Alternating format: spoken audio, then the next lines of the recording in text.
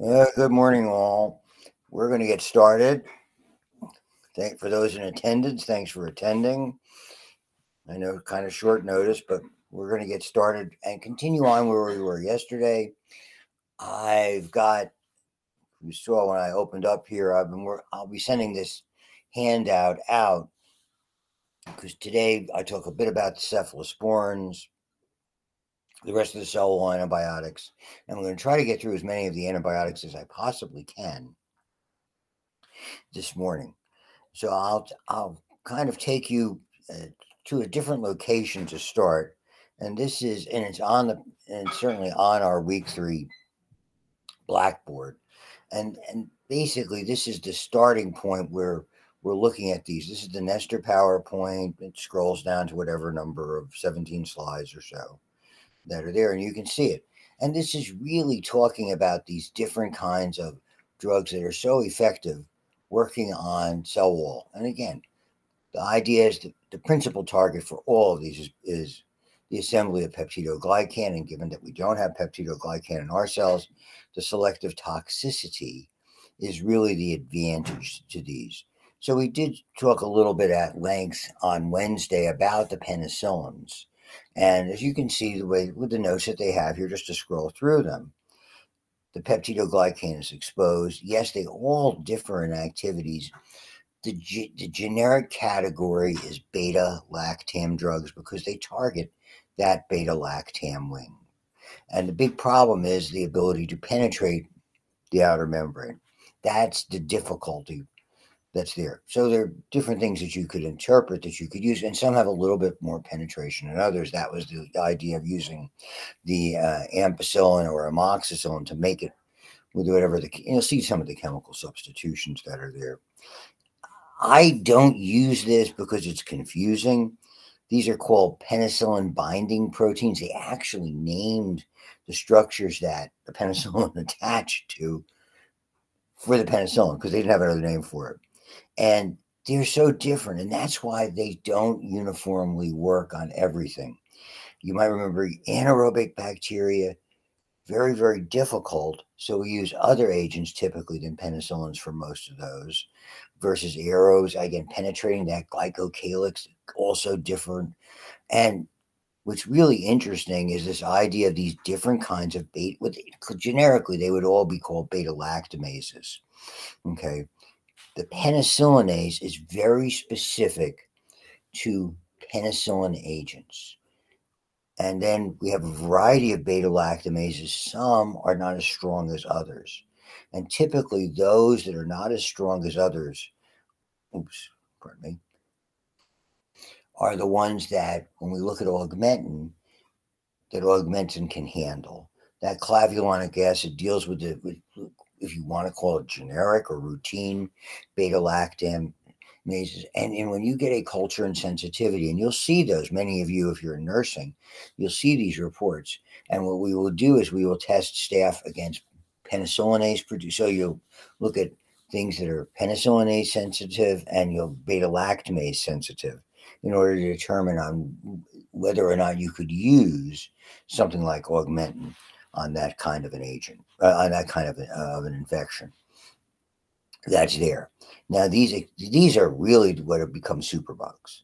These extended spectrum beta lactamases are very, very difficult. A lot of times they're in these highly resistant gram negatives that we have because we developed what were called extended spectrum penicillins to deal with them, and they're not working particularly well. And so, as you can see, the negatives produce a much more extensive array than the gram positives. So again, if you're just joining in, and I've got to kind of listen for dings if anybody's trying to join the party from outside. So I might have to flip off. Effectively, this is a really vital category. We saw a little bit of this. You can look at this separately, and I'll tell you why. I'm going to back up for a second. Why this is so useful. There's the beta lactam ring and the penicillin binding proteins. These charts. So if you want to see a synopsis, you have a much more elaborate look-see here, and it will be if you're going into a clinical field or you're doing those med cards that I had talked about, Here's a really nice area to start finding this stuff. You can find it in a lot of places, but it gives you the beta-lactam drugs that are there. And we're going to look at some of these. Again, these are, as you can see, these carbapenems. And now this is one of the ways we're starting to categorize these, because the beta-lactamases didn't work. But now these so-called extended spectrum ones are working on carbapenem and carbapenemase resistant bacteria. Again, mostly in a gram-negative, are becoming these quote-unquote superbugs. The aztreonam they used to use a lot, okay? But we have better agents now, the Enterobacteriaceae, whether you're familiar with it or not. I'm guessing that you're in lab, I don't know if you inoculated tubes or not, in the sense of a variety of gram negatives to see, they were basically metabolic tubes, lactose tubes, and sucrose tubes, and SIM tubes, etc. Whether you inoculated those or not, those are typically the way that we categorize. So Enterobacteriaceae are E. coli and kind of like its cousins that occupy the gut and are such a problem because of fecal contamination and incontinence. And Vanco we'll talk about, and Bastration, like I said, you have to use only topically. And so that's the problem. Serious, very serious infections, particularly vis-a-vis Vanco. So I think it's a really nice little thing. I just wanted to show it to you once so you can refer to it in the future. So as you can see, all of these types of things. So let me move on with this. That's kind of where we were. We took this is a little more elaborate look-see at some of the chemical substitutions. So the ring, the basic structure stays the same, and it's just a matter of whatever types of without going into the chemistry of it, okay, that are there. So the penicillinase resistant response was in certain Staphylococcal aureus strains, and now they effectively, even then, when we developed things like dicloxacillin and methicillin designed to combat penicillinase, now what has happened secondarily is those binding proteins where things like that we're going to bind have been magically altered again genetically, again as a response, call it a mutation if you will, to which beta-lactam drugs can't bind, and that's the origin of MRSA, which is such a troubling agent, and it's not getting better, it's getting worse. Okay. So whether we broadened it, making it more active against gram negatives, whether we've extended the spectrum, trying to go against very, very difficult gram negatives. And what happens is when we did that, it was less active against gram positive and much more susceptible to beta-lactamases. So there have really been a lot of problems with this, and most of these are not terribly effective, comparatively speaking, orally, that are there. And then this is the very famous augmentin, where we took particularly amoxicillin, okay, which is the orally active form of ampicillin. And again, it's just a chemical substitution, making it, with that little OH group, making it a little more susceptible. And you don't have to know any of the chemistry, of course. That really work very, very well. And what it does is it effectively, it's a beta-lactamase inhibitor. It's not magic. It's just we combat that particular enzyme or deactivate it now. The agent, the penicillin agent, read that as amoxicillin, works a whole lot better. Which brings us to this. I can't say it more than that. This is the agent you're going to see the most of in any clinical field. 50%. And that's the note that I made in this. You'll see here. More than half, approximately, of all antibiotic prescriptions are cephalosporins. They were discovered after, and they're very, very similar to, as I go back to where we were, the penicillins. Indeed, they are a relative of them. They're a very, very similar kind of mold that's not quite as abundant as penicillium, but the cephalosporiums are quite, and again, is there a relationship to streptomyces? For sure. Okay. Here are the advantages. They're much more resistant to beta-lactamases.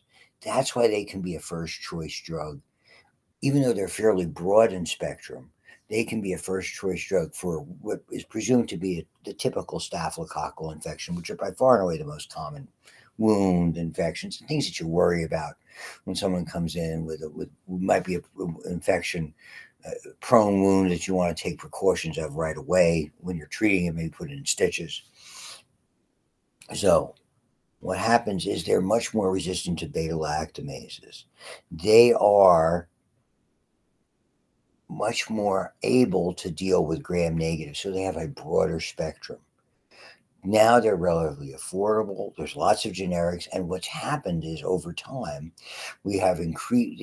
We call them generations. Effectively, it's the nature. There's two ways that you can substitute on them chemically, and the beauty of that is that by tinkering with it, we've been able to create what they call different generations. And as we advance the generations from first, second, third, fourth, etc., now we're starting to develop ones that are able to combat MRSA.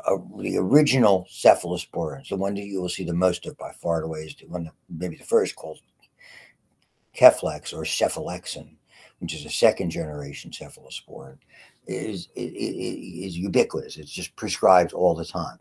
The only difficulty is there's roughly a 10% cross reactivity. If someone's allergic to penicillin, it's a 1 out of 10 shot they could be allergic to cephalosporins. That's a problem. 90% would be a good grade on a test. It's a bad grade for an allergy when it could provoke a life-threatening allergy like anaphylactic shock. So here in this, now we have a 5th generation. So it gives you an idea of the age of these. It started constantly over years, these change.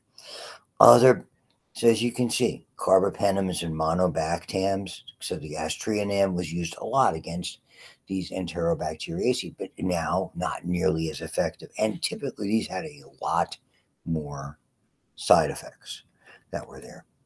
Vanco, totally different.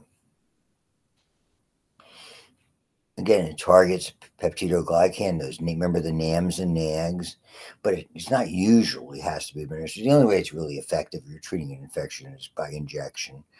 But this is when they started to use it a lot for things like C. diff. Okay, the problem was that sort of created this vancomycin-resistant enterococcus that we're going to comment on in the context of doing this unit, which will probably conclude maybe by Wednesday of next week. And so then we developed this thing we call VRE, and then that changed by way of a transposon and created vancomycin-resistant Staphylococcus aureus. So there's all sorts of different things. It just can't get through to a gram-negative. It can't. It's absolutely ineffective. So we do not use it at all. And then I told you about the bacitracin because of all the problems with it. Which brings us to the next category. And these are the cell ribosome or protein synthesis agents. If you can't make proteins, it can't work. Because proteins basically let it do whatever, because the proteins are going to be toxins it produces or any type of damaging products. And so it's not as great of a difference because our mitochondria have 70S ribosomes. Remember endosymbiotic theory. Okay, that's the problem. And we think that that's the toxicity. And you can map out all the things it attaches to, but it's not important for us. So just know, for my purpose and for your purpose, that that's a protein synthesis agent.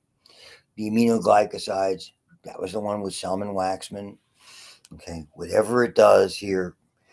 But the problem is its limitations. It has a lot of toxicities, even though it was very, very effective and still used today. We have its ability to use on tuberculosis, which is an exception, even though it has a lot of side effects. Okay, it doesn't work on things like anaerobes, enterococci, streptococci. Okay, but it does work particularly well on tuberculosis. So it was originally one of the first choice drugs. I don't think it's used as much now as we have better agents, better pharmacology to deal with it. And again, the side effects that are there. So when they talk about the synergistic use with beta-lactams, it was a long time ago. Even though it had the toxicity to the kidney and to hearing, so remember, renal, toxicity means kidney toxic, can damage them, and ototoxicity, meaning you can affect someone's hearing. It's much easier to monitor the renal because you can do blood tests with all of these. And so they've tried to make better alternatives. And typically these are the agents that you use when someone has like gram-negative sepsis, when they've a ruptured appendix, a rupture in the bowel from, it could be an injury, it could be a wound, it could be trauma, it could be a tumor that caused something to burst, you name it. And so this is when you hear about tobramycin and kanamycin and any kind of pseudomonas infection, that's where this category comes in, that are useful, that are there. And what we used to use, and this is to complete that point, back in the hospital, back in this was the latter portion of the 70s, we often used streptomycin and penicillin together. We were still using basic penicillin. The advances were limited at that point. We were just seeing the advent of using cephalosporins. So our typical go-to is we administer penicillin and streptomycin with a mixed infection, because that's what we had. You remember my sort of chronology of it. Tetracyclines came next. Tetracyclines, big limitation. Aminoglycosides are one of the few members in this category that are bactericidal. Tetracyclines are bacteriostatic, so they're already limited. Not poor, but limited. Okay, actively transported into prokaryotic cells, but not animal cells. Okay, so that's part of the advantage that it has. It's typically more, it's more limited effects on our cells, if you want to think of it this way. And again, it works on gram positives and gram negatives, so it's broader in spectrum. It's just not terribly effective against the common agents that we would like to use, and this was originally like Staphylococcus and Streptococcus. Again, it works on some oddball things where you could use it on, let's say, something like Lyme disease. You can use it on, it was one of the go-to agents when we had the anthrax scare back in the early 2000s, which came right after 9/11. We thought it was another kind of an attack that was going on. So that it surprises you that it has the big problem with it. And you can see that they've improved these glycyl cyclines, much more effective. Only one that's improved. Not a big deal for you to remember. Whenever I say not a big deal, it means I'm not going to ask you about it. What I am going to ask you about is the side effect. Tetracyclines are not to be used in pre-adolescent children. What they do is they have an alarming tendency to bond with calcium-based hard tissues. And what it does is it permanently damages teeth prior to secondary teeth coming in. So you could use it in a 15-year-old for acne, fine, but you can't use it in a 6-year-old for an infection. That's what they were using it with a lot of us, and it had a lot of impact on the teeth. It caused discoloration of the teeth, and it wasn't something that was easy to deal with cosmetically. With the advanced techniques today, you would probably have to put, to cover that up, you'd probably have to have some major dental work done to be able to deal with that.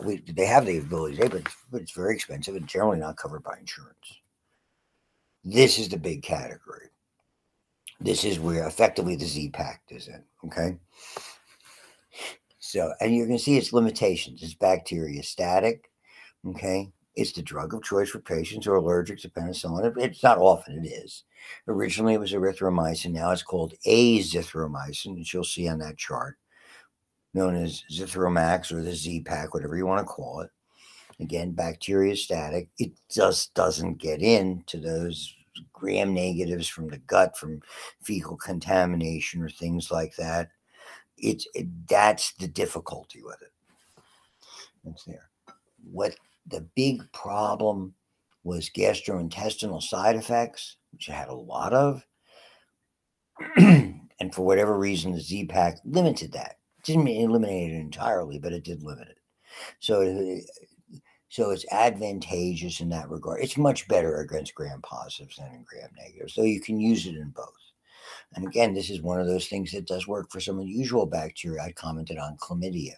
So the tetracyclines and the Z-Pak are something that's useful for that particular genitourinary infection. That's sort of an oddball bacteria. It's probably in the gram-negative category, but it's rather easily treated. Let's put it like that. The only thing that's noteworthy about chloramphenicol is historically it was a very good drug. The trouble is what they discovered, particularly with oral administration. Okay, now in the old days, you might have heard, historically it was called chloromycetin, is this. It clobbered the bone marrow.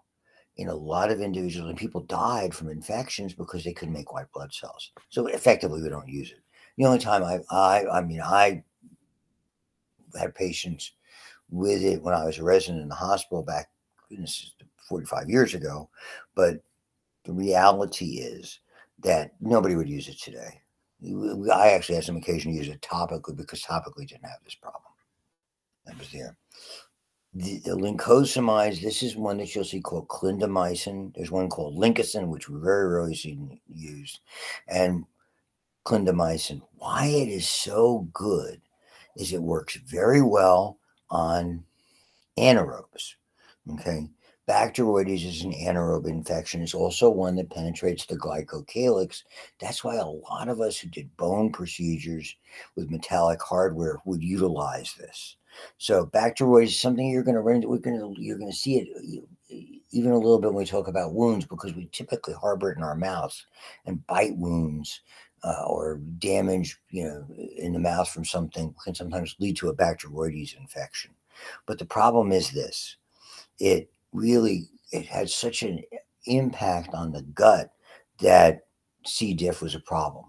So it was a really nasty kind of diarrhea called pseudomembranous colitis, which is really what it developed. These are new categories. The other ones I'm not that familiar with, the oxazolidinones, okay? One in this category is called linezolid, and we're seeing this being used as although it's bacteriostatic, as being one of the more advanced choices for MRSA. I'll give you a pecking order in a second for MRSA. And then streptogramins, and this is interesting because they've taken two agents in this category together, and because they work synergistically, they called it Synercid, because they appeared to be bactericidal together, and we're beginning to see it being used a lot for MRSA. They're fairly expensive, but again, you hate to look at cost with regard to that type of stuff. Just to continue on with this, these are the fluoroquinolones. Fancy name for what they affect are called topoisomerases. What it basically doesn't let the DNA unravel, so it maintains the supercoiling. Okay, and so effectively, what happens? It impacts the ability for the DNA to coil and uncoil without getting too specific. It is bactericidal, and when it came out, it was supposed to be a wonder drug, as all of them were. This was around 1985. And it was marketed, meaning that we had, well, at the time, we call them now pharmaceutical sales reps, the doctors, and you'll see them. Okay. If you go to your doctor's office, you'll see them sometimes. And they'll be giving out samples and promoting a new agent. But now, in the old days, we used to call them drug detail, but it was, they changed the name from drug detailers. So what happened was, they said, this is great for staph, this is great for strep. In the lab, it always shows that it's susceptible, that staph and strep are susceptible, as well as gram negatives. Wonder drug. We all started to use it. Didn't work at all on staph and strep. It works in the lab. It's the classic agent where in vitro, working in the lab, it does. In vivo, didn't. But gram negatives, wonderful. So it's really a first choice go-to for a lot of gram negative infections. Again, more severe urinary tract infections would be the way I would describe it. Kidney-based infections. I think that's where we're looking at it. I took it when I had salmonella infection. That's a very significant life-threatening infection that were there. And I took a variation of it, even with a kind of pneumonia. So that's significant. Not the big problem with it. Side effects, again, are mostly gastrointestinal, but it's limited use against what I would call more common or gram-positive infections. Oops. So again, the Cipro was something that did work on certain kinds of gram-positives. Again, when we had that anthrax scare, that was another one that was in there. Rifamycins, okay, work on RNA. They really, the only time I have seen them prescribed ever was for tuberculosis, and they're typically used in combination. It's called rifampicin or rifampin. Once in a while, they might have to use that against bacterial meningitis. And then lastly, and this is a favorite, metronidazole. It targets anaerobes. Anaerobes are difficult at bacteroides, anaerobe. Okay. Where we see it used, so it's one of the few antibiotics that's also an antiprotozoan because they have anaerobic metabolism. It's been around for a long time. The limitation is side effects. It is the drug of choice for C. diff because that's an anaerobic bacteria, a strict anaerobe. It is particularly effective. It's readily available. You can use it in kids. You can use it in adults. So it's really a very, very useful drug because anaerobic infections are a pain, but this is a very, very good agent. It's marketed under the term, you'll hear the term as well as metronidazole, flagyl, because it typically was used to treat protozoans which move by a flagellum. We'll get to one in urinary tract infections. And then this is the interesting combination. These are the folic acid inhibitors. So it's a combination of these two sulfa drugs, which are really more antibacterial than antibiotic. And they're lookalike drugs. And we're going to learn a lot about lookalike drugs. So this is sulfanilamide, the first of the sulfa drugs. Okay. This is paraminobenzoic acid. This is the agent, okay, that's necessary. But the sulfa drugs are exactly the same, with the exception of this, the side chain. So it's a form of, if you remember a little bit from AP1, competitive inhibition. So what lookalike drugs do is they're competitive inhibitors. They're binding for a site on that enzyme.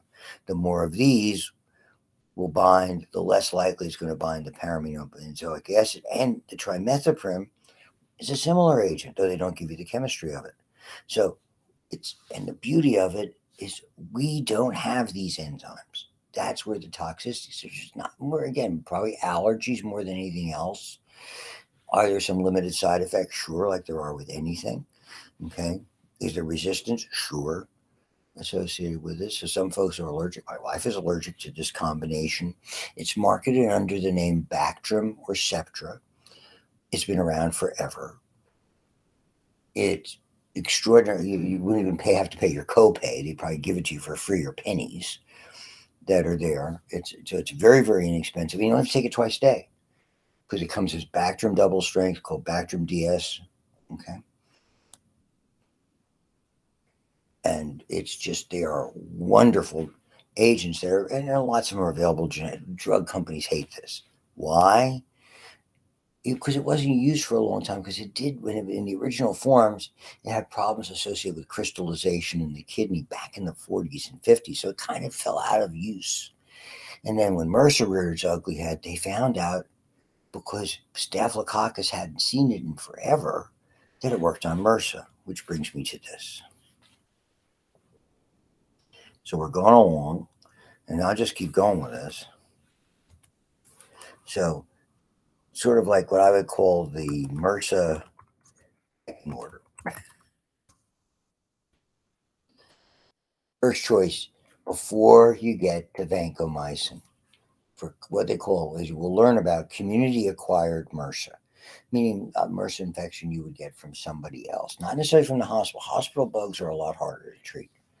First drug of choice is typically one of these, for lack of a better term, combination sulfa drugs. Certainly that one that you can see. This combination sulfas, Bactrim or Septra. And they're easy to take. Then the next choice might very well be something like, depending on the gastrointestinal tract that's there, mycin, that's that lincosamide, but the diarrhea. Then you would get to something like Cinacid, linezolid, then vanco.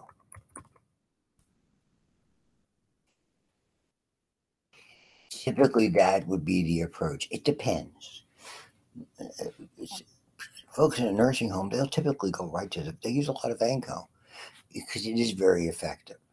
That's there. You're less worried about it. You're dealing with long-term care patients anyway, and they have a lot of infections. So you just have to monitor certain levels of it over the course of time that are there. So you have to look for what we call peaks and troughs so you can monitor the levels that they have. So that's a lot about the antibiotics. I'm going to go back and take a look and see if there's anything more from this particular PowerPoint on the antibiotics, that is, that we can come to. So again, the most common use for these are for what I would call, I hate to use the term, very non-specific bacterial urinary tract infections. They're very, very common, much more so in women than in men. These are in the category of non-sexually transmitted. They're usually from a relatively mild gram-negative type of contamination. That's their go-to choice, and they typically work very effectively. We used to see a lot of these that are there, and I'll get to more of that as time goes on. These are the membrane ones. We really don't use them because, like the polymyxin B was the original one. Daptomycin is being used, again, almost as a last choice type of thing. So with certain gram-positive we'll call them a gram-positive superbug, you contemplate using this, but there's not a lot of it that's going around. I'm going to have to look it up, and it's the one called colistin, and I will get to it next time we talk. Okay, and then tuberculosis, because of this thick, waxy capsule, it's very, very difficult to penetrate. So you have what are called first-line and second-line drugs, and it mutates so rapidly you have to use 2 or more at any one time. Okay, and what happens is because the potential for mutation is so great, you typically rotate them. You don't use the same 2. We have to treat people for 6 months to a year or more. You typically have to rotate, and there's a whole protocol. In other words, there's a way that's doing it. So isoniazid, most of them work on different things with regard to the cell wall or the capsule. Okay, and then we have first line, and then we have second line drugs and varying in toxicity. When we get to tuberculosis, we'll look at that are there, and so we'll look more of them. But the rifampicin that you saw before would be a first line drugs. The isoniazid, ethambutol, are all there. Even the streptomycin, that we had talked about before, are still to some extent utilized with regard to this condition. So let me go back and see what else is on antibiotics. If you follow along with the Callan PowerPoint, so you can see all of these that we've kind of, some of the names of the cephalosporins that we had looked at previously. The aminoglycosides, and again, all of these agents. This was the Syndersid. You can, so they're giving you an idea. I'm trying to give you a little more context. These are the combination sulfur. The silver sulfadiazine, again, silvadine cream. That's a topical agent. But the classic Septra or Bactrim is sulfamethoxazole. Sometimes you'll see SMX and trimethoprim TMP. SMX-TMP is the way it'll be abbreviated. Here's the Cipro and related agents, the rifampicin. Here, this is the daptomycin, and you're going to see that they're quote-unquote colistins, and that's where I think that other agent I was talking about would be for. And I don't really care which antibiotic modes of action will have the least toxic effect on a human cell. Well, obviously anything has peptidoglycan because we don't have it. And then the distinction between broad and narrow spectrum agents that are there, whether And again, the modifications that have been done on them over time. Here you can see just some of the ones that are used for tuberculosis. Tobramycin's in the streptomycin category. It's an aminoglycoside. Gram negatives, as you can see, all of those that are here. Gram positives that are there, etc., etc. We looked at this before. This is just some of the way the substitutions. And the problem with biofilms or the glycocalyx, that kind of a thing, kind of an aspect, is potentially quite problematic in the sense that it's difficult to penetrate. And I think that's something that you have to know as well. So it's often unaffected by antimicrobials that work against them because they can't get through it, can't penetrate it. Sometimes then, and this is one of the things where oftentimes we will look at a culture and it expresses the film itself is actually different than the individual bacteria that we may have cultured, because it's either a combination or it's basically modified the way it expresses itself when we try to grow it in culture as opposed to the biofilm. So there's lots of different things. This is daptomycin. Okay. That's one where particularly you might be able to penetrate it. Okay. Adding DNAs, trying to aid the penetration. Devices with antibiotics prior to insertion. And this is probably what they're doing now. Again, one of the greatest problems are orthopedic implants, which tend to accumulate biofilms. They adhere. And so we do with a lot of devices that are indwelling, you're going to effectively impregnate them. So they have an area around. We used to do things like that as well, where we would use antibiotic flushes that were there. We'd soak things that we were going to put in antibiotics. But before they came with them, that was just something that was done in the operating room. You'd get a sterile basin and you just let something lay in there and soak for X amount of time before you implanted it. Okay. So there's certain problematic things that are associated with that as well. That leads us to where we're going. Okay. I'll give you the summary quickly in a little bit of time we have left with regard to fungal infections. The big problem with fungal infections, protozoan infections, worms, which I'm really not going to cover, they're eukaryotic cells. And the trouble is their metabolism is so similar to ours that inevitably there are side effects. And the side effects are extraordinarily problematic. So a lot of times we're limited, particularly with oral or injectable types. With fungal agents, it's no exception. Most of the ones that we utilize are topical. You go into the pharmacy, you go into Giant Eagle, wherever, you're going to see tons and tons of topical agents for whether it's athlete's foot or any kind of superficial fungal infections there, creams and ointments and lotions that are there. And we're going to go into these in skin infections. The oral or injectable forms are used for severe infections that require significant treatment. I told you I got one because I'm on a kind of immunosuppressant drug. And I don't take it anymore. It was used taking Cosentyx. It was so strong that I got a thing called thrush, which is a fungal infection in the mouth. And I had to use like a lozenge, not a throat lozenge, but just something because it was on your tongue. You just sort of let it dissolve on your tongue. So antibacterial, quote unquote, antibiotics don't work terribly well on these things. So if it's toxic to fungi, inevitably it harms human tissues. We have a target. And the target for all of these is pretty much the same. And you might remember early on when we looked at that, eukaryotic cells, their membranes are stabilized by sterols.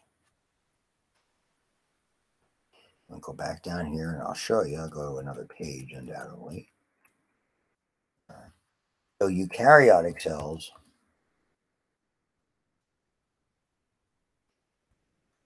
sterols stabilize membrane. If you can poke holes in the membrane, cell's going to die. We use cholesterol, fungi, and yeast use a different sterol called ergosterol. So antifungals, effectively all of them that we utilize today, because at least it's a useful target, attack ergosterol synthesis. Because all the other ones were so harmful we could hardly use them. Here we go. So put that in again. I'll get that sent to you as soon as I save it. Here it is. Voila. And we're almost done. Originally, there were these. Okay. This was directly attacked the membrane differently. Okay. And we used it for severe fungal infections that were comparatively rare unless people were immunologically or they've been exposed to it. Histoplasmosis or Cryptococcus meningitis, not very common. There's very, very specific, and these are usually people who were sick to start with. The trouble was it was extraordinarily toxic. It was about almost the only thing we could use at the time for valley fever, known as San Joaquin Valley fever, and people lost their hearing. It affected special senses. So don't use it any much. Okay. Again, fungal cell walls, another agent we don't use very much. These are the agents, the azoles and the allylamines. They all interfere with the ergosterol. So ketoconazole, that can be used topically, it can be used orally, it can be used injectably. The one that I've had the most experience with is called diflucam. This is fluconazole. Oops, sorry. And routinely, when I had diabetic patients, ladies who were prone to vaginal yeast infections, when you had to give them Keflex for an infection, I had a little Post-it note or a little sticker on the chart as a reminder, make sure you give them a prescription for diflucam. I never had a problem with it. You know, statistically, there are side effects in about 1 out of 7. I never was that 1 out of 7 for any of my patients.